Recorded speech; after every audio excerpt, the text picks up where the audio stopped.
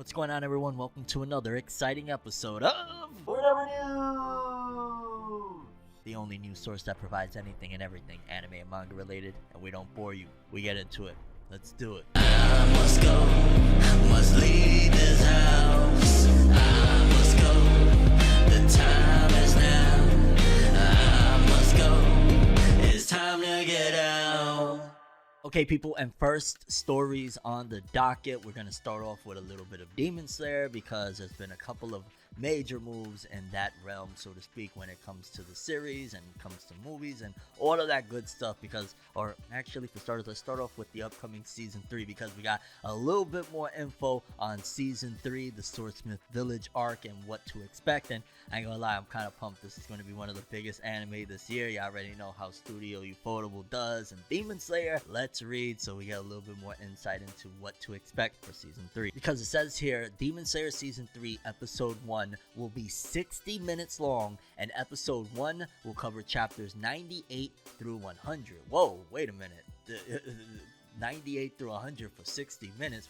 What's going on there? That's basically 3 chapters that is going to be covered in 60 minutes. So they're either going to do the most faithful adaptation we've ever heard, or they're going to extend things and add extra bits. That's going to be interesting. But then again, at the same time, usually when they say 60 minutes, that's basically like, you think how TV does it, where it's like supposed to be 30 minutes an episode, but realistically it's 22 to 24 minutes. So expect that it's about to be like about 40 minutes, and you could definitely do 3 chapters a lot more sufficient in about 40-ish minutes, opposed to them talking about an hour. It's an hour that, on broadcast time, sure, it'll take from 7 to 8 to complete, but realistically it's about 40-ish minutes, I'd imagine, unless I'm totally off and they're gonna go for the full-on shebang with 3 actual episodes worth of content. Then I'd be fine with that too. I'm just saying, I ain't gonna be mad at some extra pieces of content from Demon Slayer. We only get it every so often, so yeah. And it also says Swordsmith Village arc will cover chapters 100 through 127 of the manga. Now, that is also something interesting to know, because if Swordsmith Village arc is supposed to be the next season, whatnot, so are we gonna get another 10 episodes or 12 episodes, and then we're gonna have to wait again, or how's that gonna work? Because realistically, that's 27, 28 chapters of content. I ain't gonna lie, you could definitely see, and there's no debate here in terms of that, Studio Ufotable is taking their time to release Demon Slayer. And while there's definitely some, you could argue maybe drawbacks, of course, of yo dog, we're waiting how freaking long for this thing, how long are we gonna have to wait to complete Demon Slayer as a whole? At the same time, you could throw the argument, well, that's why it looks so crisp. That's why Studio Ufotable delivers such a high quality product with Demon Slayer, that it takes a while, but it oftentimes be worth the wait. So it's kind of like one of those things of, it's probably taking a bit longer than you would like, but at the same time, they're gonna deliver that Ufotable greatness. So I guess it's one of those things where you kind of gotta let Ufotable cook a little bit, and it's gonna take a while. And it's one of those things, go wash your hands in the bathroom, go get your snacks, go sit down for a minute, because we're gonna be on this Demon Slayer ride for quite some time. But at the same time, that still would leave us with there's about maybe 100 chapters after that. There's going to be quite a bit of seasons of Demon Slayer, but maybe this one will be less of a year wait, and maybe this will be a core break of they'll do this little Swordsmith Village arc and then take 3 to 6 months and then jump to the next one. Because if we're only getting 27, 28 chapters worth of content, it's going to be a shorter season. And I'm I missed the 24 episode, 25 episode drop, you know what I'm saying? But I'm sure Ufotable ain't hurting pockets wise, because Demon Slayer news doesn't end there. We got some news for this upcoming season 3 Swordsmith Village. But in case you don't remember, they have this theatrical release going on right now where they got Demon Slayer in theaters in a way, with the ending of season 2 and the first episode of the Swordsmith Village arc. And it looks like Demon Slayer once again is doing amazingly crazy numbers. Let's take a look at this, because according to this, it says Demon Slayer Swordsmith Village arc opens theatrically at number 1. The first slam dunk drops to number 3. World Tour Joei Kimetsu no Yaiba Jogen Shuketsu okay, basically I'm not saying all that. The World Tour screenings Demon Slayer, the upper ranks gather and onwards to the Swordsmith Village. The theatrical screenings of the upcoming Demon Slayer Kimetsu no Yaiba Swordsmith Village arc, Kimetsu no Yaiba TV anime, ranked at number 1 in its opening weekend. The film sold 813,000 tickets and earned 1.158 billion yen, about $1.75 million in its first 3 days in Japan. The screening opened last Friday, February 3rd, at 418 theaters in Japan. The screenings include episodes 10 and 11 of Demon Slayer Kimetsu no Yaiba's Entertainment District arc, as well as the first Swordsmith Village arc episode. The screenings will play in theaters in over 95 countries and territories. Muse Asia will screen the episodes theatrically in Singapore and Malaysia, and it will screen in Malaysia on February 18th to the 19th. But yeah, people, it looks like Demon Slayer ain't stopping, ain't slowing down. Well,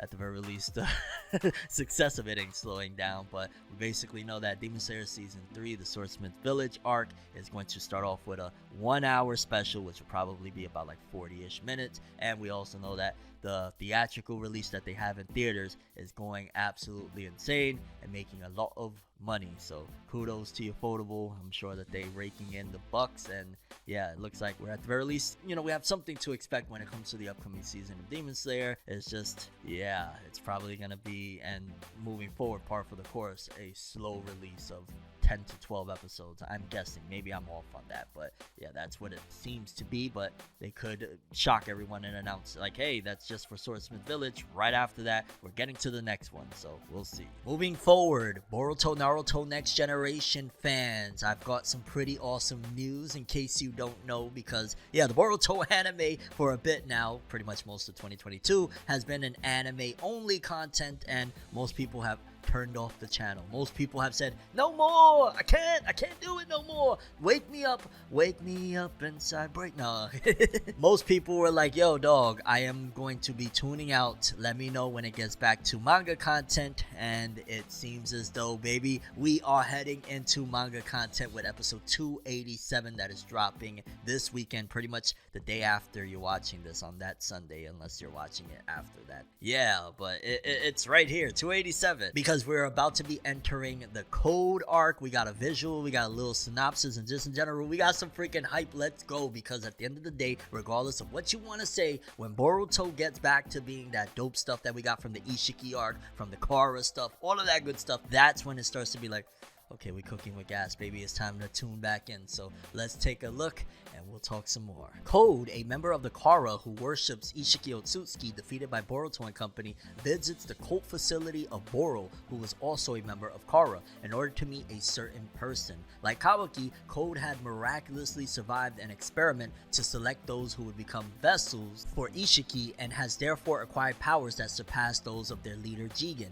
Code has vowed revenge against Boruto and Kawaki, who destroyed Ishiki Otsutsuki. Meanwhile, in the village of Konohagakure, traces left by Code have been found just outside the village. Boruto is approached by Kawaki with a proposal, while the Hokage and other villagers are on high alert. So yeah, it definitely seems as though we're not gonna be, playing any type of games. In fact, I've actually been seeing people saying that, it looks like the Boruto anime is going to blitz through the Code arc based on pacing, and I've also heard some pretty good things about the director that's going to be attached to this whole shebanga, so to speak. So it looks like we're headed in the clear for some really awesome stuff. The problem with that, though, definitely lies in, okay, if we blitz through all this content, if let's just say we have, I don't know, 5 to 7, 8 episodes that adapts the entirety of this thing, even let's just say 10 to 12, then what happens? Because remember, we're still fairly close between the anime and the manga of Boruto, to the point where it's like, if we go through manga content really quick, then we're gonna have another year or two of anime only stuff. And honestly, I'm wondering if that's because, again, with the whole big announcements that we've been having of like, yo, look at these new time skip designs, maybe we're probably going to have a lot of Boruto anime original stuff, even so moving forward, in terms of maybe they're gonna do like what Naruto did, except we're already way past that point, in terms of it was 134 episodes, and then up until episode 220, all of it remained to be filler, anime original stuff. Maybe that's what's gonna happen with Boruto, but on a whole other level, because again, we're at 280 something episodes. This will be 287. So if we go by that logic, and let's just say they wrap it all up at 300, although there's still more manga content now that I think about it. But regardless, it looks like they very well could lead us into, like, I don't know, into the 400 episode mark, where we're gonna just be having mass amounts of anime original content. They might be looking at it as, yo, we could really speed through all of this right now, because the moment the manga goes into the time skip, Studio Pierrot and Shueisha have free reign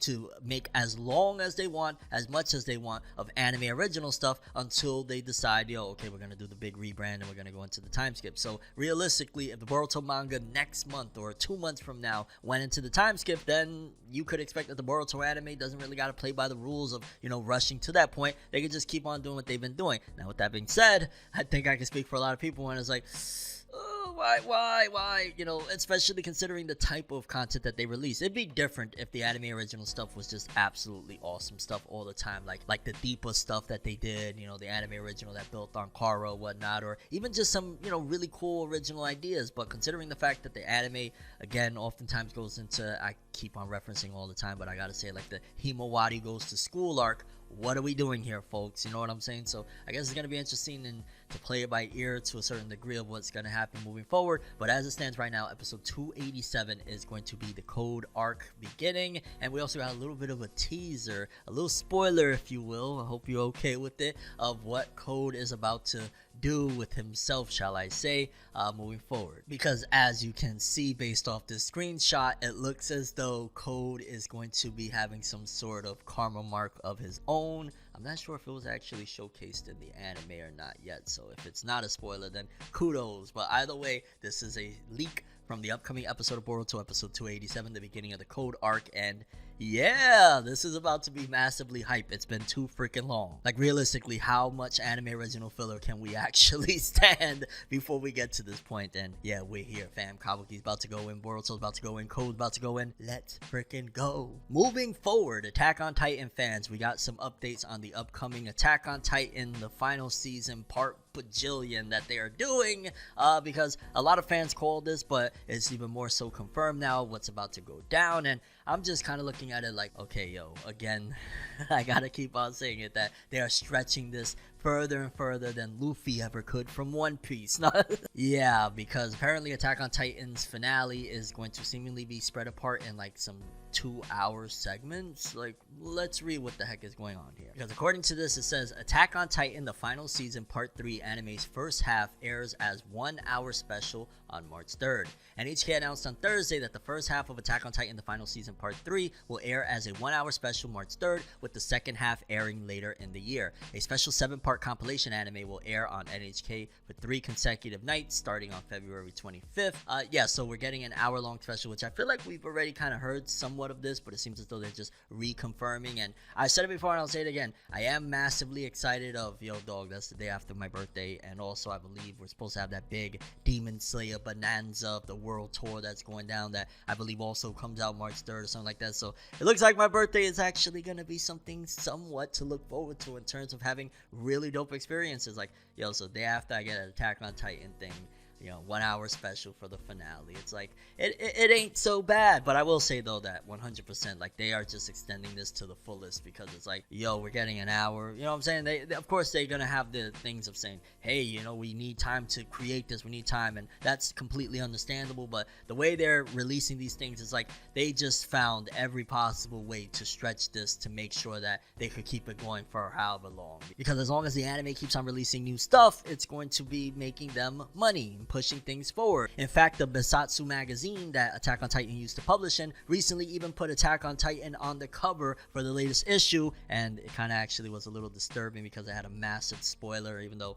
I guess that was in the latest episode or the final episodes of the anime, of the whole cast basically holding Eren's head, and I'm there like, what? Seems a little bit vicious for me. And just in general, Attack on Titan is, yeah, taking its sweet time to end, but hopefully it just means that we're going to get a really polished final product, and there won't be any complaints of like, hey, the CG looks weird, or hey, I'm not really rocking with this. Hopefully they just get it done and get it done right. So I guess only time will tell. But yeah, Attack on Titan's final season, part 3, part 1 is going to be a 1 hour special. Yeah, even saying all of that is a mouthful and a little bit ridiculous if I do say so myself, but yeah, it's on the way. Moving forward, me and Roboco fans, all of you two out there, no, me and Roboco, it's actually been making some waves. The anime recently released, which was basically like 3-minute shorts, and it was only like 6 of them. I don't know what the heck they were doing. But it seems as though roboco, despite not being able to, make major waves, it's still been doing its thing, because according to this article, it says here that roboco is doing some pretty decent sales. It says roboco has sold over 1 million copies with 11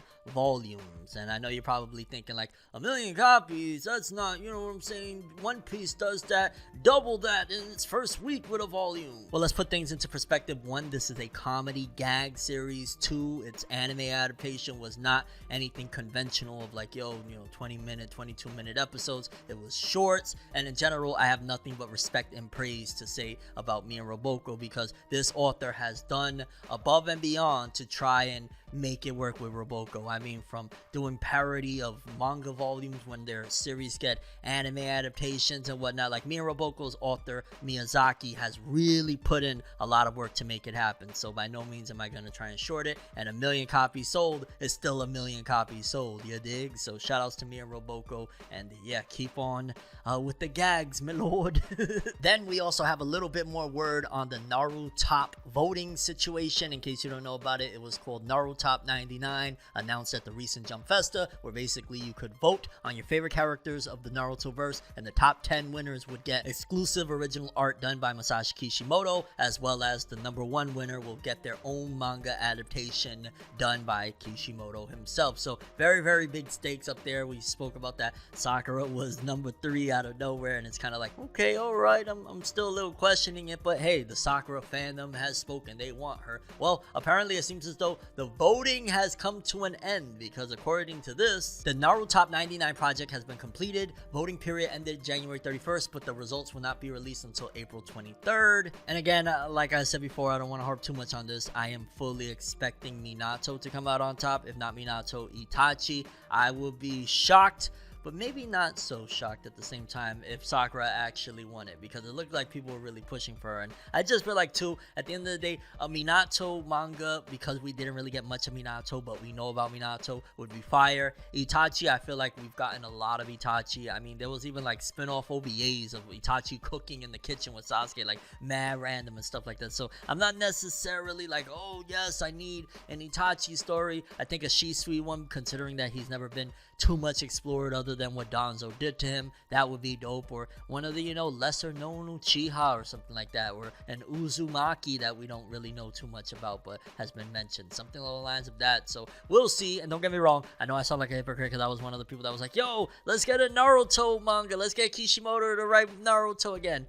A little bit of a different circumstance, okay, buddy? Like, relax. But yeah, the voting is officially completed, and we will know soon enough the results of who will be getting a manga done by Kishimoto. You better believe over on my main channel I will be talking about it. Sword Art Online fans, I'm not even gonna lie, in 2023 I don't know at all what's going on with Sword Art Online anymore, in terms of like, what season are we on at this point? I know we had season 1, then we had the Gun Gale Online season 2, then we had the Elicitization with season 3 that was ridiculously long. Then we had some movies. Like, I can't keep up with SAO anymore, and it's been damn near, it's been 11 years since Sword Art Online debut, but there is a lot of stuff going on, including a movie that hit theaters, and apparently we have a little bit of insight on that movie, so let's take a look. It says here, second Sword Art Online progressive film earns $607,000 in US, so it's a film that is already over here in theaters as well. Deadline reported on Sunday that Sword Art Online the movie progressive Scherzo of Deep Night,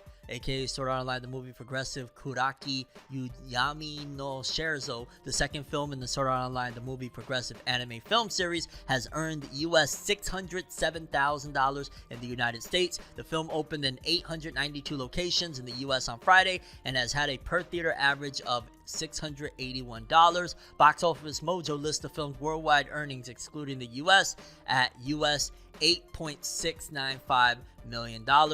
The film opened in the United States and Canada on Friday, and it is screening in Japanese with English subtitles and with an English dub. The movie also opened in the United Kingdom and Ireland on February 1st, and in Australia and New Zealand on February 2nd. Crunchyroll will reveal additional theatrical dates for Europe and Latin America in the future. And I'm gonna just be real honest with you, in terms of in the US, those numbers aren't fantastic. I mean, they're okay-ish, but like you compare, you know, when One Piece is doing damn near its entire run over a weekend over here in the US, it might be that time that Sword Art Online might have to go into hibernation at some given point. Like, if they keep on, you know, more Sword Art Online, after a certain point, like, yo, it's been 11 years since its debut. People, especially with their attention spans nowadays, they might start moving on little by little. And I mean, at the end of the day, the US ticket sales, like I said, aren't the greatest in the world. Don't get me wrong, $600,000 is a lot of money, but for SAO, and then its worldwide ticket sales right now is at about 8.6 million. While that's still decent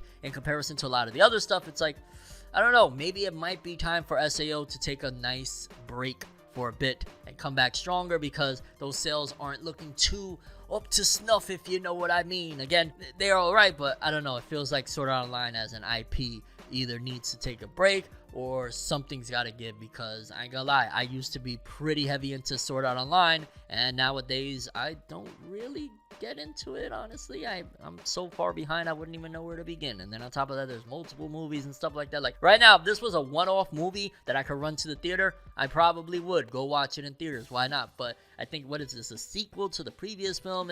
It's a lot, it's jarring, and I think personally the sales speak that to a certain degree maybe Sword Art Online could start taking a break a little bit before doing the next film or the next season, and regroup and come back. Like, yes, it's a huge IP, but I don't know. Let me know what you guys think about that whole situation, though. Maybe I'm off. Moving forward, this definitely affects not only, of course, anime and manga fans, but people in general over on Netflix. I'm sure by now you have heard the hubbub regarding all the stuff that Netflix has been up to that has gotten a lot of fans really upset and not happy because of the whole password sharing situation. In case you don't know, Netflix, I want to say it was like a year or so ago, lost a crap ton of subscribers. A lot of it was due to them announcing like, yo, we might start cracking down on password sharing, and people, you know, fled, and it only got worse as we've continued to move forward, or Netflix has continued to move forward to try and push the whole password sharing crackdown on the people. And I'm not even gonna lie, it's kind of crazy with Netflix, considering the fact that I saw this tweet going viral of them saying, yo, password sharing is love. That was like 5 or 6 years ago. Fast forward to 2023, they're like, yo, password sharing is a no-go. There is no more love. You know what I'm saying? It's all capitalism, money, baby, let go. And people aren't happy about it. So much so that Netflix recently, seemingly, they alleged that it was an accident, that they were trying it in other territories and whatnot, but over here in the West, they implemented for a short period of time their password sharing crackdown, so to speak, and it didn't go well, and Netflix pretty much had to immediately reverse it, come up with some sort of statement saying, hey, no, we was trying it other places, that was an accident that it hit you guys. Well, so you're trying it other places, and it just, what you're trying to pull here? But let's read more of what Netflix had to say about the whole situation and how they tried to clean it up. Netflix US password sharing crackdown isn't happening yet. Accidental revisions to US Help Center page sparked confusion about the streamer's next move, but restrictions on account sharing are still coming soon. After Netflix spent years piloting different ways to crack down on password sharing, changes to its United States Help Center page this week seemed to indicate that the streaming giant had finally settled on a plan, but those tweaks quickly disappeared, leaving confusion and concern about potential changes to Netflix's account sharing policies. Now the company is clarifying that nothing has changed this week and no new restrictions are rolling out right now. Keep in mind that right now, that's the important one right there. Right now, you know what I'm saying? For a brief time, Tuesday, a Help Center article containing information that is only applicable to Chile, Costa Rica, and Peru went live in other countries. We have since updated it, a Netflix spokesperson said in a statement. The death knell for password sharing is still tolling, though, after the company said in its recent earnings call that it will announce and begin to roll out account sharing changes around the world in the first quarters of 2023. We've got folks that are watching Netflix who aren't paying us as part of basically borrowing somebody else's credentials, and our goal is over this year to basically work through that situation and convert many of those folks to be paid accounts, or to have the account owner pay for them. Basically, yo dog, y'all been watching for free and we don't like that. We don't like that no more. That's over. It's over. Netflix's chief operating officer and chief product officer Gregory Peters said in the company's most recent earnings call on January 19th, so we've been working hard at this and trying to do some sort of thoughtful experimentation to let our members speak to us in terms terms of what set of solutions work for them. We're ready to roll those out later this quarter. We'll stagger that a bit as we sort of work sets of countries. The confusion about the possible changes this week stemmed from content meant for one country's help center page that was mistakenly published for other countries. No, it was not. No, it was not. We'll carry on in a second, but no. That was on purpose. That was to check the temperature of what would happen if they went with it. The situation also complicated by the fact that Netflix help center page allows you to quickly toggle between information for different countries using a currently viewing information for tool that lets you choose from a drop-down menu of country names. For almost a year, Netflix has been piloting an approach in Chile, Costa Rica, and Peru in which the company is more serious about trying each account to a physical location or household and only allowing devices to regularly access the account from that place. To do this, the company says it uses IP addresses, device IDs, and account activity to establish where the devices are streaming content from. Netflix is a company that built itself out of superfans and been very consumer focused, so creating flexibility and whatever they do for edge cases is important for them, and adding restrictions could create friction. They don't want to build detractors that are critical of their service, but ultimately those are still business decisions. Their move will have downstream effects on other companies' decisions. And honestly, it just sounded like a whole bunch of hoopla to me, essentially them saying, hey, yeah, that was an accident, dog. No, I don't believe that for a second, that any of that was an accident. That was a concentrated effort to see, well, what does it look like when we implement this? What do we lose? And they quickly saw, whoa, people hate us for doing this. Like, roll it back immediately. We can only target Chile and Peru because they're cool with us gouging their pockets, not the West.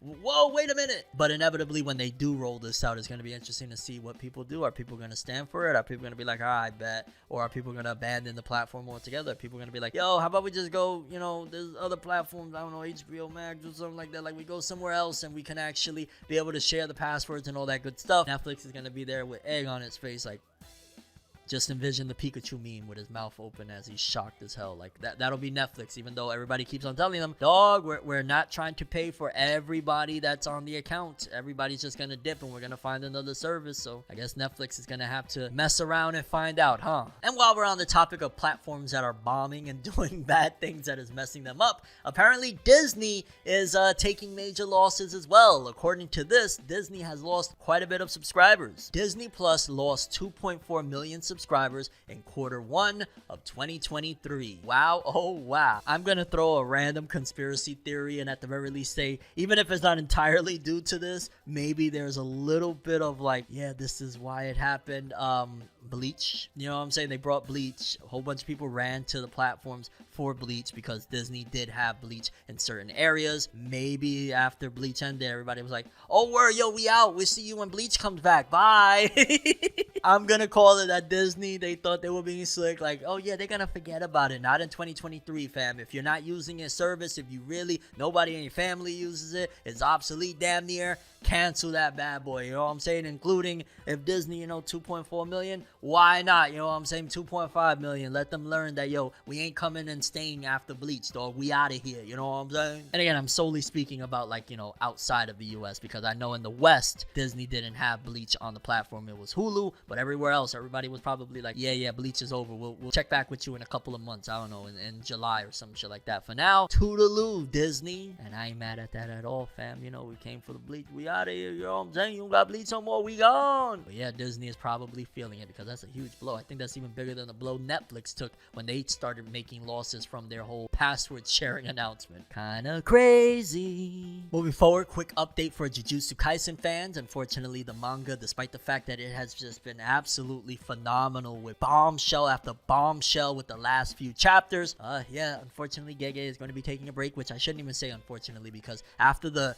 gas that Gege has been giving us, I think this is a well-deserved break. Let's just quickly read. Jujutsu Kaisen will be on break next week in Weekly Shonen Jump issue number 12. The series will resume in issue number 13 as scheduled. So yeah, get your rest. Don't get me wrong, I am not happy about not having a Jujutsu Kaisen chapter to look forward to after the next one, but I completely understand. And when it comes to Gege getting their rest after giving us all of this incredible absolute fuego flames, I ain't mad at it at all. Let's go, baby, let's go. Gege, get your rest and come back and bomb on us even more with that absolute greatness that Jujutsu Kaisen has been delivering. I found this one to be extremely interesting regarding the future of Bandai Namco. Apparently at a recent meeting, Bandai Namco announced that they canceled a crap ton of titles that were in development and works of video games and whatnot. I'm imagining quite a few of those were probably anime IPs that they were working on, maybe some Jujutsu Kaisen games, because you got to think, dog, it's been a couple of years now since Jujutsu Kaisen been popping off, and we don't got no Jujutsu Kaisen games. Maybe they were developing it and realized, well, gee, if we keep on cranking out these terrible games,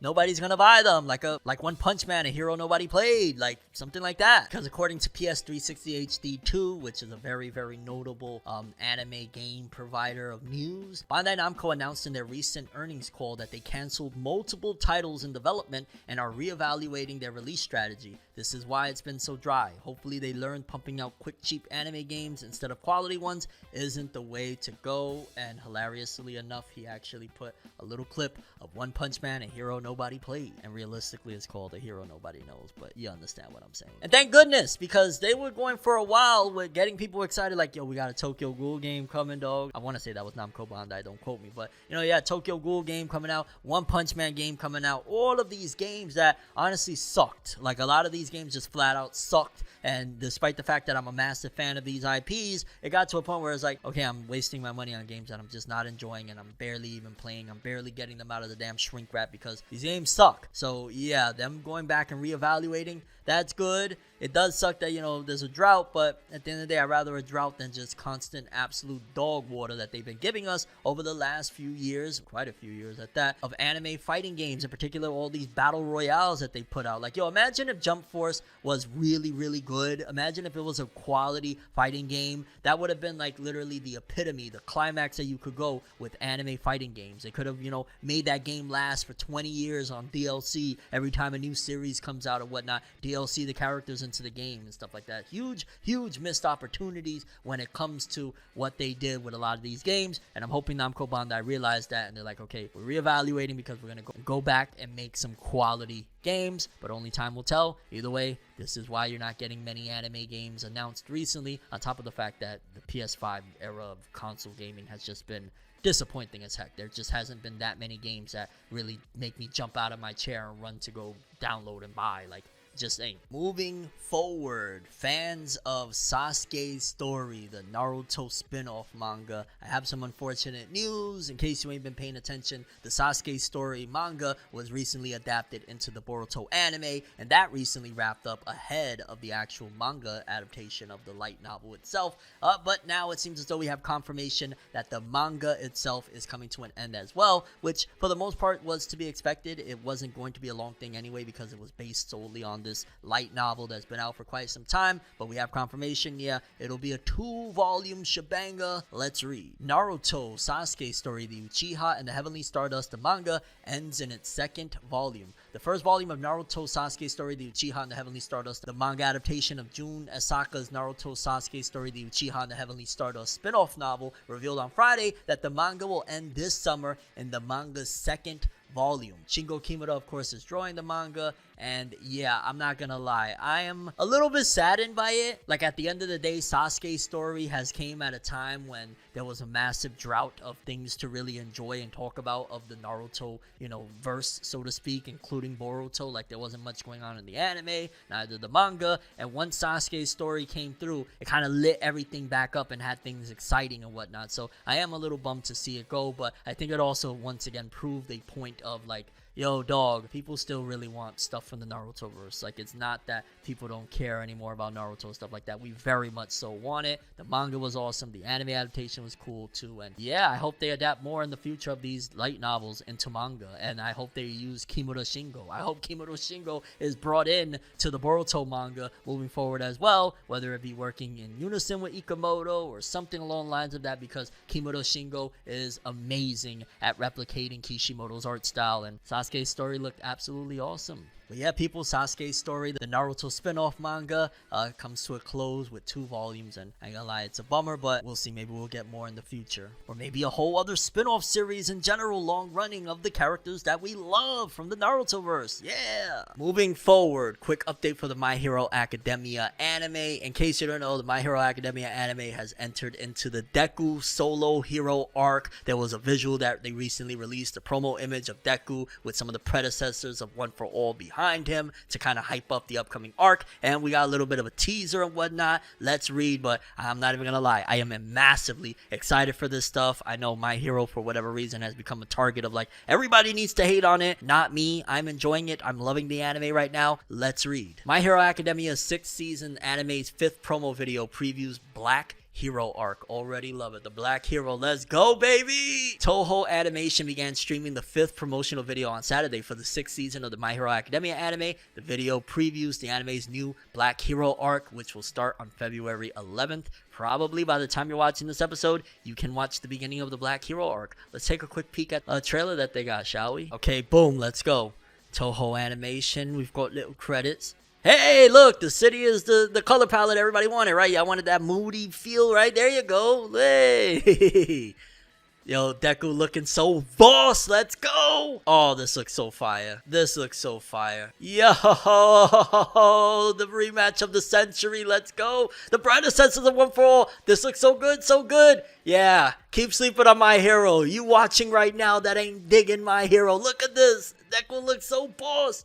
Oh, yo, let's go. Oh, this is too hype. Lady Nagant. Oh, man, this is going to be one hell of a season. Let's go, baby. And that's the promo picture. But yeah, people, this My Hero Academia Season 6, the Black Hero arc is looking fire. Stop hating on My Hero, okay? Just cut it out. Moving forward, very interesting article that I found on Anime News Network regarding Media Blasters. They were a company, I want to say they might still be going, I'm not sure, but they were definitely prominent for a while in the anime DVD release scene. They released a couple of big titles, including Bakuman from the creators of Death Note, and they actually came out and gave some surprising, I guess, news about certain series that bombed for them, and I kind of was like, oh, that really sucks. But let's take a look at what was going on with Media Blasters. Again, they were a pretty prominent anime distribution company for a while at the very least in the West. Here's what they said. Media Blasters founder reveals company's worst performing title. Over the past month, John Cirabella, the founder of Media Blasters, has released a series of videos on his YouTube channel chronicling his company's history. In a recent video, he addressed one of his most frequently received questions: which of the titles acquired by Media Blasters performed the worst over the years? His answer: Gao Gaigar, King of the Braves. Okay, I have no idea what the heck that is. Cirabella called Garo Garo a fan title that fans are really passionate about getting licensed. People loved it in the office. It really was a favorite. It just didn't perform, Cirabella continued. We did sell some units, don't get me wrong. The hardcore people don't let you down. They do buy it. There just wasn't enough for them. Cirabella added that it was expensive to license due to a number of episodes, which further hurt its profits. Cirabella also mentioned Bakuman as a title that initially seemed promising, but performed poorly. I actually bought the Bakuman DVD. Alright, Cirabella, relax, dog. I did my part. We really thought that would have had a bit more legs to it. It was from the same guy who did Death Note. Well, same two people who did Death Note. There's the problem right there. Cirabella, how much you know about anime, huh? But just because it was the same guy doesn't really mean a whole heck of a lot. And the Gao Gaigar, King of the Braves television anime, part of Sunrise's Brave Saga franchise, debut in 97. Well, yeah, it's an anime from 97, OVAs and stuff like that. It's hard to really get people to purchase those older titles, so to speak. But I gotta lie, I'm kind of shocked Bakuman bombed like that. Like, I bought every volume of the manga. I did buy, I believe, the first DVD of it, and hey, that's why I never bought it anymore. I don't think there was any more released. Thank you, Cirabella and Media Blasters. No,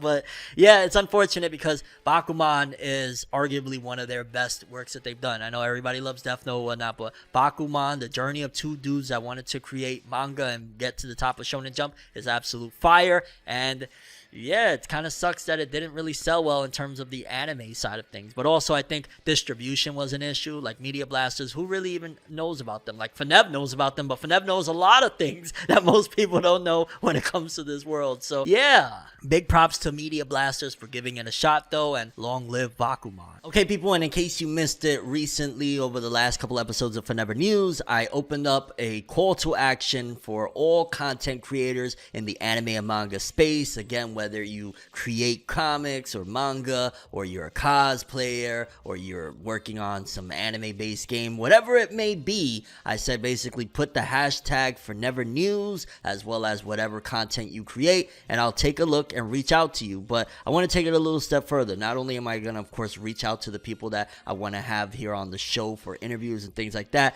let's take a look at some of the entries we've had so far. And again, if you want to be a part of this, you want to possibly get on ForneverNews, you want to get interviewed, all of that good stuff, definitely hit me up. Go on Twitter with the hashtag ForneverNews and show me what you got, and I'll take a look. So let's get started with it, shall we? First up, we have Ben's TV, Kima Beans, and they're, I believe, creating a comic.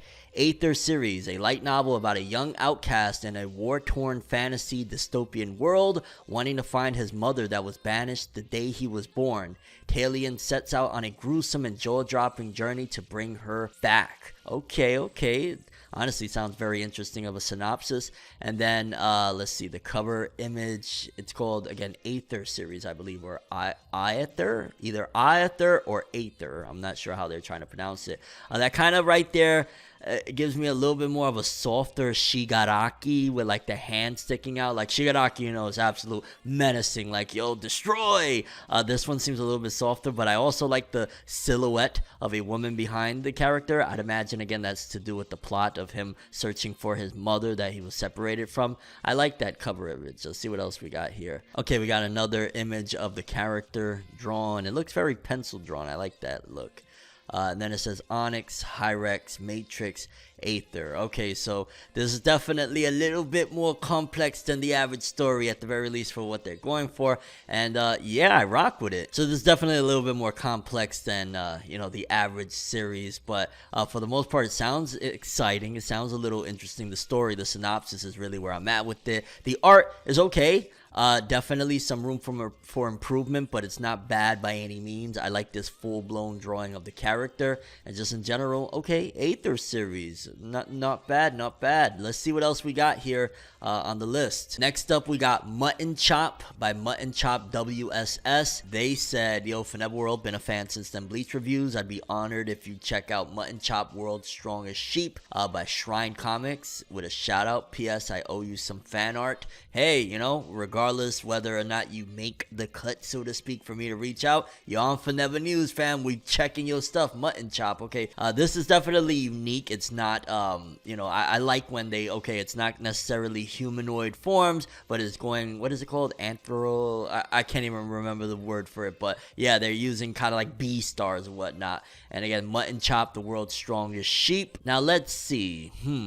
Okay, I will say this. For starters, one of the things that comes to my mind immediately for some reason is that old show, This Is the Song That Doesn't End, with Lamb Chop, cause it goes on and on, my friend. Okay, let me stop before they copyright me. But okay, we got Mutton Chop by art by Anthony Jackson, story by Berat Lumani. I believe that's how you pronounce it, or is it Jumani? Jumani. Forgive me on that, but yeah, I ain't gonna lie. Okay, it kind of looks a little bit different. I like. Let's see what else here we got. Okay, they going full blown. There's a big battle here. Off rip. Get off my ship. This is wait. Okay, let's see. Hold on. Slash. It looks like I can see you there. No, you can't. This is a sneak attack. Oh, okay. It seems like it's supposed to be like a little bit of comedy in there. All right. Ooh, that is a really sick piece of art right there. Wow. Okay, Mutton Chop. I see you. Okay, Mutton Chop, you doing big things. All right, Mutton Chop. Not bad. Let's keep on scrolling down. Radicals Official, ForneverNews, crazy future spoiler, to be honest, but I like this drawing I did yesterday. Okay, so this isn't a submission, it's more so just a drawing. Here's your sword, Captain, and it's somebody getting stabbed from behind. Yeah, okay, I don't know about that. Next one. Here's, okay, we got from Kepera. Here's my manga about a young black girl who speaks to ghosts and kills people. Okay, rather dark, shall we? Let's see the trailer right here. Is this a trailer? Oh, they have a full-blown trailer where dude is speaking. Okay, and hold on, let's just take a look. It says writer Kipura, aka Godsidian, storyboard and cover art TG Tino Splash 9. Revenge and Justice, is that the name of the series? What is Revenge and Justice? Okay, let's see some of the art. Oh, fripp, I love the colored cover page and the characters design. I like the purple on the hoodie. Okay, I ain't gonna lie, the art looks really cool. I like the character designs. Here, let's take a quick little glance and see what's going on here. Okay, so Revenge and Justice storyboard. Take a look at scene 1. Okay, again, I really like that chapter 1 storyboard. That looks really cool with the color and everything. Okay, it seems more like this is not completed. It seems more like storyboards and stuff like that. But all right, I really appreciate the art, and it also seems like the art probably could go another stage or two. It looks like it's not quite, you know, raw storyboards, but definitely probably the inking needs to be done. But okay, a little bit dark, I'll be honest with you, in terms of like it sounds gruesome and whatnot. Okay, let's move on. We got Shrine Comics. Okay. Hey, ForneverWorld, just heard you. Shout out to creators on ForneverNews. We're an independent manga publisher, currently publishing 18 manga titles through our app. We also just released our first manga magazine, which clocks in at over 560 pages of original content. Check us out. Okay, all right, that's a very, very big deal to be able to, you know, publish your own magazine. Let's see the cover. Okay. Wow. Okay, you're really going for it, giving like a competitor to Shonen Jump. I like what I'm seeing in terms of that. What's that one? Golden Mist looks interesting. I like that one. Okay, all right. I may reach out. I'm not gonna lie. I really appreciate the entrepreneurship and, you know, the dreaming big, so to speak, of like, yo, you're trying to make your own Shonen Jump. So yeah, people, Shrine Comics, I may hit you guys up. I really appreciate the fact that y'all going for it with making a whole magazine, but we shall see. Okay, we got another entry. It's almost done with other stuff though for ForneverNews. I have a webtoon called The Divine Stone that I want to make into a full-blown manga one day. Let's see. Let's read the synopsis of it. After a continental catastrophe, the land known as Tristan would be changed forever, wiping out almost half of the total human population, spawning soul-eating, ravenous monsters called specters, and destroying the Divine Stone, the one thing keeping Tristan protected from harm. Enter our heroes Paint, Paco, and Kumori on their journey to bring back all 7 divine shards to the pavilion to recreate the stone that will bring peace among the land once again. Okay, the Divine Stone. Let's take a look at least at like the prologue. Let's see what the prologue looks like. Okay, art. Well, let's see. Let's just scroll. I want to just see what the actual art looks like. Okay, art. It's alrightish. Definitely could use a little bit of an upgrade, but I'm not mad at it. It's not too shabby. Not too shabby. Let's see outside of the prologue, because usually prologues don't really show too much. Let's go. Okay, the real first chapter, the art looks a little bit more cleaned up, a little bit more polished, so to speak. Also, that back kind of reminds me of Happy. All right, I think the synopsis is interesting. Art is okay. Yeah, the Divine Stone. Not bad. Then we have by Akaido_JPG, ForneverNews. My comic had reached the number 5 spot in Manga Plus Creators December Challenge. Chapter 1 of my manga, Desert Sunflower Seed of the Red Sun, is out. Okay, it's called Desert Sunflower Seed of the Red Sun. Art and story by Delano Akaido Mills. Okay, alright. I'm not gonna lie, I really appreciate the art. Kind of gives me a little bit of a Naruto, but like it kind of looks like Naruto meets like maybe modern jacket wear or something like that. Okay, I really like this character design, I'm not gonna lie. The last surviving member of the Red Sun tribe. I will say I'm not the biggest fan of the whole, you know, the last son of Krypton and stuff like that. That kind of been done a lot, but I really like the art. Yeah, the art is absolute fire on this one. I love the art, I'm not gonna lie. I like the art a lot on this one, I'll say that. Akaido_JPG. And you was top 5 in the Manga Plus Creators December Challenge. I rocks with it. All right. Big things, Akaido. Let's go. Next up, we have the Anime Plus Anime Podcast. Me and my buddy decided to start an anime podcast. We're having fun doing it, and it would be dope to be interviewed or whatever. We just love to talk anime. Okay, we got a podcast. I gotta go check that out on a different time, but it looks like y'all. Let's just check out, as a matter of fact, how many episodes y'all have so far. We bring on longtime Ho Guys member Yusai. and confront him. Yes, a hardcore fan of My Hero defends his position on the anime, gives his insight when the series will end. What do you need to defend your position on the anime? What's that about, dog? Like, yo, I rocks with the My Hero anime, fam. I'm sorry. I don't know, but no, on the real. Shout outs to you, do your thing. I'm not trying to hate. But yeah, okay, we got, let's see, move down a little bit more. We got JR Sketcher, just finished another page for my comic God of Bananas, an Aztec and Mayan inspired manga that revolves around a young girl who dreams of becoming a warrior and a crazy god who can't control his powers. Think One Piece meets El Dorado. I really like the art style in this one. I'm not gonna lie, the art style looks real nice in this one too. Explanation or the synopsis of it is dope. Okay, all right. It's kind of interesting. Yo, why does that kind of reminds me, now that I think of it, of the genie from Aladdin. I like this. This gives me vibes of like Crash Bandicoot and just in general like really dope ancient pieces, like a mask and stuff like that. Oh wow, that kind of even looks like the mask from JoJo's Bizarre Adventure, which again is all inspired by like, I'm imagining like older African culture and stuff like that. Like, okay, all right. I like this one. It kind of has a nice vibe, and I really like this page right here. This page and like some of the, you know, design aesthetics and whatnot. All right. Okay, all right, what is that called again? God of Bananas. A little bit with a pause I'm gonna add on that, but all right. Oh, we got the full comic. The full comic is available on their Instagram. Let's see, do we got a few more pages? Yeah, I kind of like the simplicity of the art. Kind of gives me a vibe of my first manga that's... yeah, in Nowheresville, the evolution of Autumn Walters. Okay, next up we have a content creator. I know I'm rough around the edges, but FWM. All right. I know I got some potential. I definitely know my stuff. I've been following you for like 5 years now. 2017, fam. It's connected to this. The realest manga review ever, One Piece chapter 996. Okay, so you are a content creator. You do YouTube videos. All right, that's something, a breath of fresh air. We've been getting a lot of creators that do comics. Oh, wait a minute, homie. You haven't done nothing in 2 years. How am I going to support you when you're not even being consistent and doing your thing? You know what I'm saying? I would love to have you on the show, fam, but get a little bit of consistency on your belt first. You only got one video from 2 years ago. Like, it'd be dope to, you know, have you on the show, but what are we going to talk about? You know what I'm saying? Like, the whole point of this is like, yo, you're a content creator and you're doing something, whether it be you're on TikTok, whatever it is, you're creating your content, but if you only got one video from 2 years, how can I help you? You know what I'm saying? So definitely get back in the lab if you want to get up on this show, or, you know, find another passion. Maybe that you're not that passionate about creating YouTube videos. Maybe try something else. Then we got Afro Power by Antilion, afropower.net. Okay, we got a drawing here. Is there anything else on here? Let's see. Hold on. Afropower.net. Ooh, I like that character design. Where can I read it? You want me to pay to read it on ForneverNews? Yeah. That's not a good motto. I'm gonna tell you right now, any creator out there in general, never, especially like with the opportunity to be on like a platform and stuff like that, how are you gonna ask me to pay to when I don't even know what I'm getting into? All I got is this one drawing, Afro Power.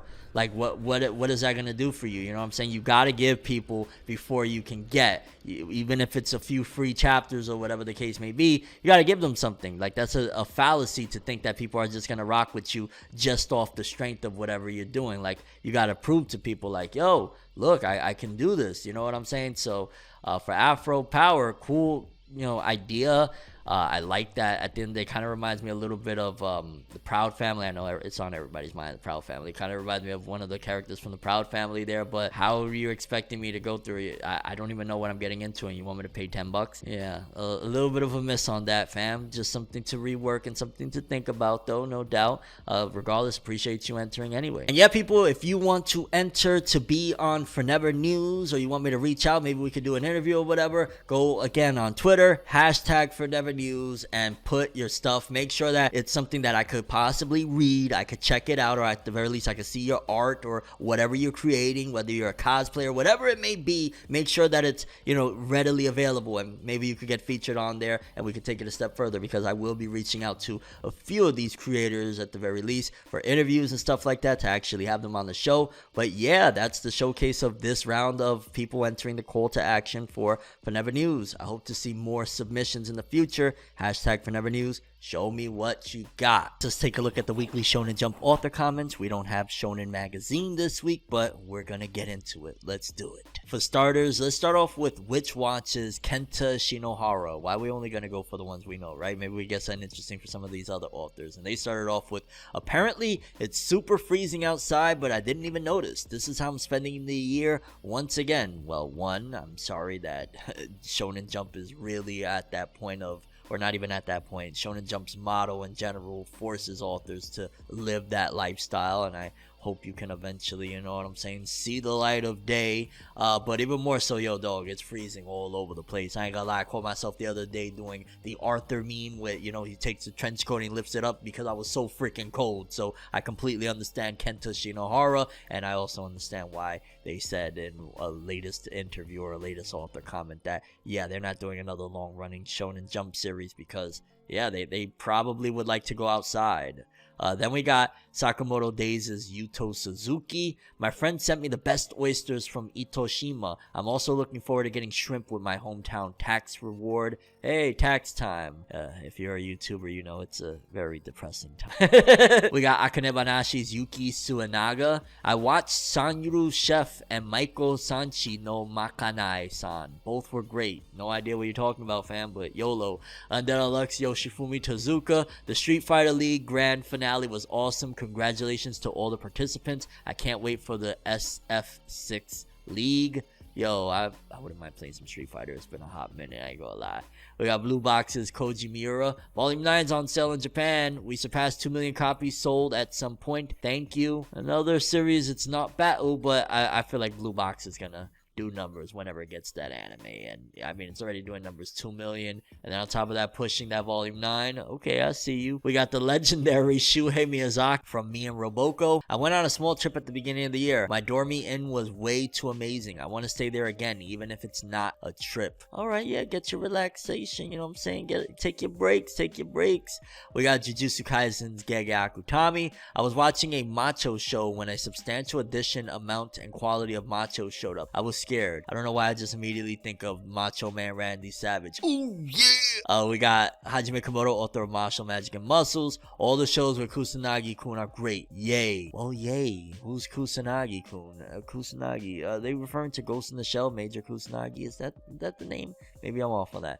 We got the elusive samurai Yusei Matsui, which also the author of Assassination Classroom. That was huge. If you compare Takaji's and Tadayoshi's writing, the difference in their personalities is clear. Words do reveal the person. Let's see, moving forward, we got Yuki Tabata, author of Black Clover. My daughter says Dako, pick me up, like Dacho, and it's so cute. And each time I'm sad about how weak I am. Well, first of all, get your exercise in, hit the gym, get some gains. But also, again, I'm never going to shit on Tabata for like the wholesomeness of talking about his family, because that's me. I love talking about my family. I love my family so much. So the GOAT Tabata talking about his family, you go lift a little bit and then you can go and throw your daughter in the air and, you know, have fun, whatever the hell, you know what I'm saying. Shout out to Tabata. Then we got, let's see, Mapolo 3 from PPPPPP. I need to get back on reading that manga's so good. When I evolve, I'd like to be able to stick to another Magnemite, so I think Magnemite is the best after all. Oh gosh, I never thought about, imagine reincarnation as a Magnemite. Hey, that's a new Isekai series. The time I got reincarnated as Magnemite. Let's go.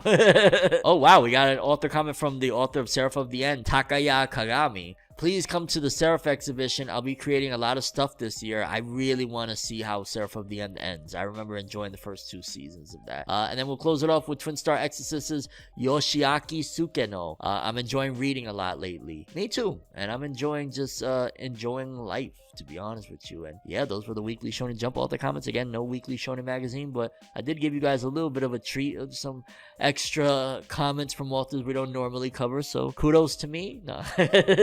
Okay, people, and next up we have the top 50 best-selling manga of the week, courtesy of Jose_Ke. And from the looks of it off rip, the Blue Lock takeover has not finished yet, because I'm seeing 49, 48, 47, 46, 45, and 44 all taken up by Blue Lock, with roughly 13.9 to 14.1k sales. man, oh man, this keeps on, I ain't gonna lie, pushing forth. Like, I really want to give Blue Lock another shot. I enjoyed what I saw with the first few episodes, and yeah, it's like, it might be selling for a reason. Maybe it really got that good, you know what I'm saying?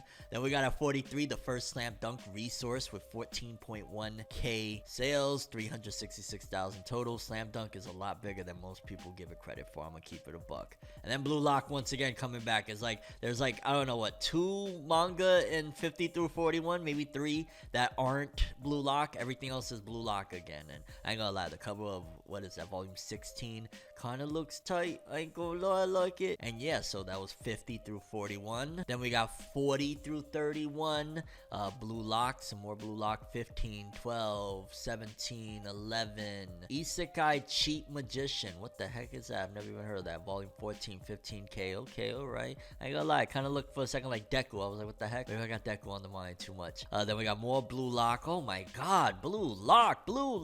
Yo, the blue got it on lock, baby. Let's go. We got at 34, 4 Nights of the Apocalypse, volume 10, 13 days, 61.9, so almost 62 in 2 weeks with 15.2 this week. When that anime comes, if it's half as, well, I don't want to say if it's half, because then they'll make it a quarter, but when the anime comes, I think it'll increase sales, because it is a sequel to the 7 Deadly Sins, if I'm not mistaken. And yeah, I think it'll do numbers. We got more Blue Lock. Oh my god, Blue Lock, stop. No. 15.4 for volume 8, 15.4 for volume 9. Then we got Cooking Papa volume 164. What is this? In 7 days, 16.2k. For a second there, I thought that was Kochikame. Imagine that's the author of Kochikame, like he's like been doing something else on the side this long. Like, where did this come from? Like, yo. I'm confused, I'm not gonna lie, but alrighty, Cooking Papa. Then we got places 30 through 21. Let's see here, anything notable? Major Second, is that the final major volume? Volume 25, 17.8, 61.5 in 12 days, alrighty. Jujutsu Kaisen, the GOAT that refuses to leave the top 50 with this latest volume. That this thing been since December 2nd, 18.6k. Not bad at all. 1.3 million total, or 1.38 million total. Ooh, what is this? Fragile volume 24 in 7 days, 19.5 or 19.7. The character design looks dope. Fragile, I don't know, and the expression, I gotta check that out. Fragile. Mental note, check out Fragile, Fornev.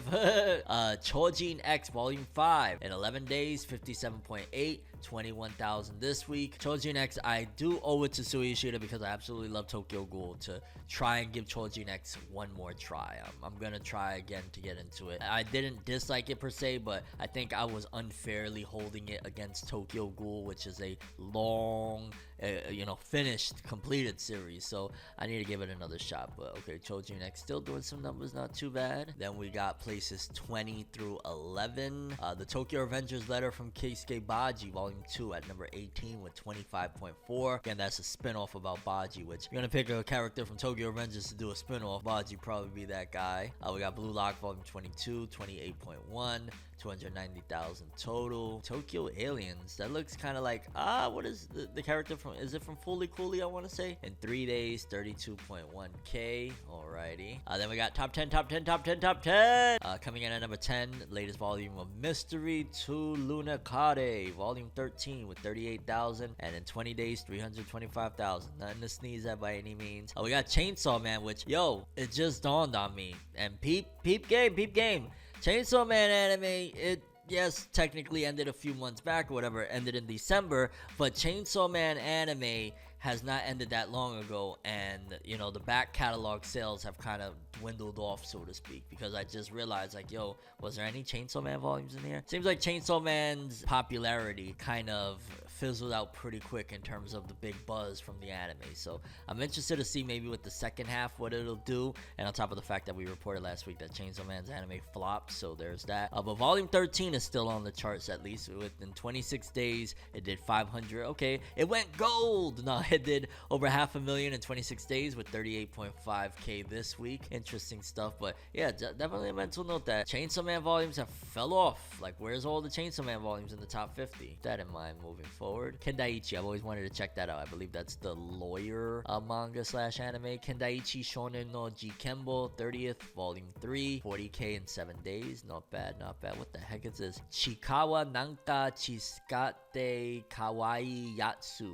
volume 5 and the limited edition. What the hell is that? You know what I'm saying? Yo, that's crazy. 68.5 on the volume 5 and 69 on the limited. So that's like 130,000, almost 140,000 for what is this? What is that? Yo, that's crazy. Raisei wa Taninga the second. Yo, that cover art though. I don't know if I should run or not. It's very spooky, but at the same time it catches the interest. Then we got Makima moonlighting while Chainsaw Man is away. Super no Ura de Yani Su Futari volume 2, 60 or 76k in 5 days. Yeah, wow, that looked like Makima for a moment there. Then we got the top two. Tokyo Revengers Final Volume 31 in 13 days, 651,000 with 103,000 this week. I still can't believe the final volume of Tokyo Revengers, dog. Wow. Then coming in at number 1, like a goat in its second week, if I'm not mistaken, Kingdom Volume 67 with 107,000 this week, bringing his total of 456,000. Goats do what goats do. Need I say more? And yeah, people, that was the top 50 best-selling manga of the week. I feel like we discovered a couple of things that I wouldn't mind checking out, so kudos to us. We did it together. Hey. But that's all I have for this one. I'm ForneverWorld, and as always, people, have an awesome day. And remember the golden rule. Anime and manga for life, boy. Have an awesome day. Peace, and you guys just watched another episode of ForneverNews. Have an awesome day. Yeah. I have a dream, alone in my room as I sit with the tea. Couldn't possibly think what I often see, and you don't even know how I often blink. Lights be flashing and looking at me, such an odd unique, yet I'm so unique and you're looking at me. If the walls could talk, they would probably repeat, and I'd probably say, bitch, get the fuck off me.